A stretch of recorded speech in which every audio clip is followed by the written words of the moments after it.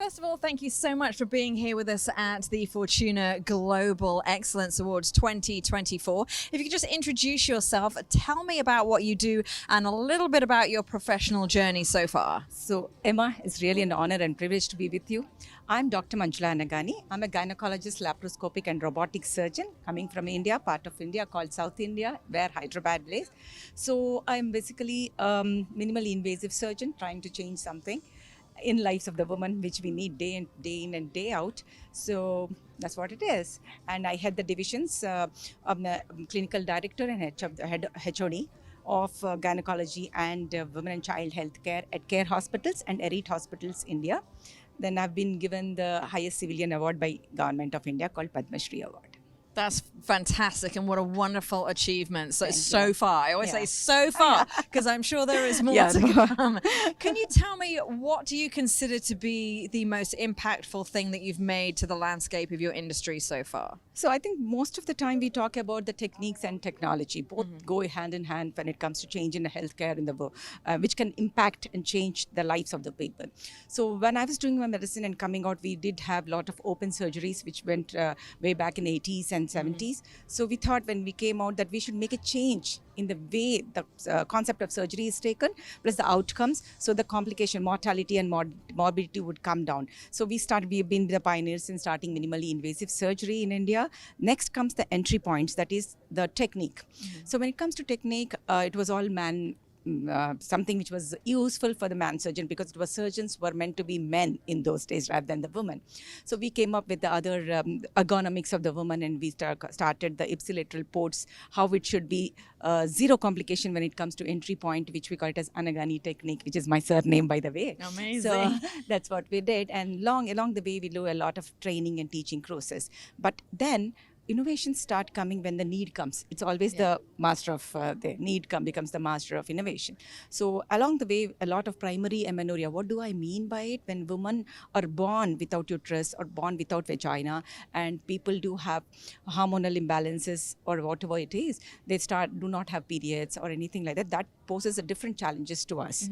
We might have to create a endometrial lining, or we might have to create a new vagina, which was being done time immemorial with techniques which are more painful for the patient, and it would be known to everybody. So that's when we started this technique called Anagani technique, where we create a vagina which God and the patient and the doctor who has done will be knowing it. And then we started the stem cell technology, regenerative medicine, where we start, women lose out on ovarian function quite early in today's time. So we do know hormones are what make us. So it's not just the menopausal syndrome, but having a child with our own oocyte, it goes a long way.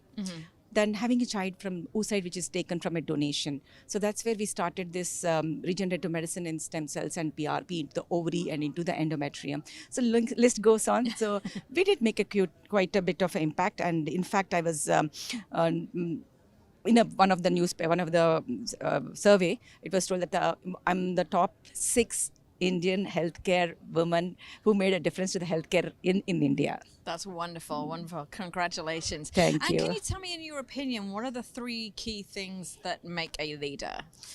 I think first thing is believing in yourself. Be yourself and believe in yourself is something which I do. When you start believing in yourself and you have this conviction and focus to do what your passion led you there. See, remember, this profession did not choose us. We chose the profession. So when it is your passion which is going to be there, and then you come up with right solution to the problem which is thrown at you. In the sense, textbooks give you a solution. Don't try to look for a problem which is square shaped because you have a square answer.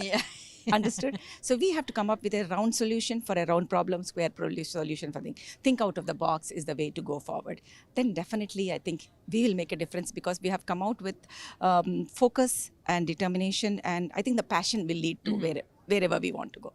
Wonderful. And can you tell me finally, what do you think of the Forttuna Global Excellence Awards and its initiative? The reason I'm here is definitely, I think, answers most of your question, because I think a lot before saying yes to anybody, because unless they have the conviction to really select the right candidate to get the right award, that is something which is very, very important in today's time.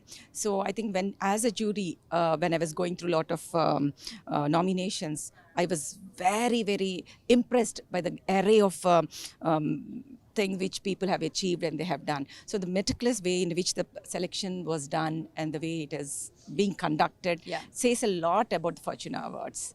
Amazing. Well, we are absolutely honored and privileged to have you here with us. Thank and you, I hope Amma. you enjoy the rest of the Yes, event. thank you, Amma. Thank Same to you. Please enjoy your day.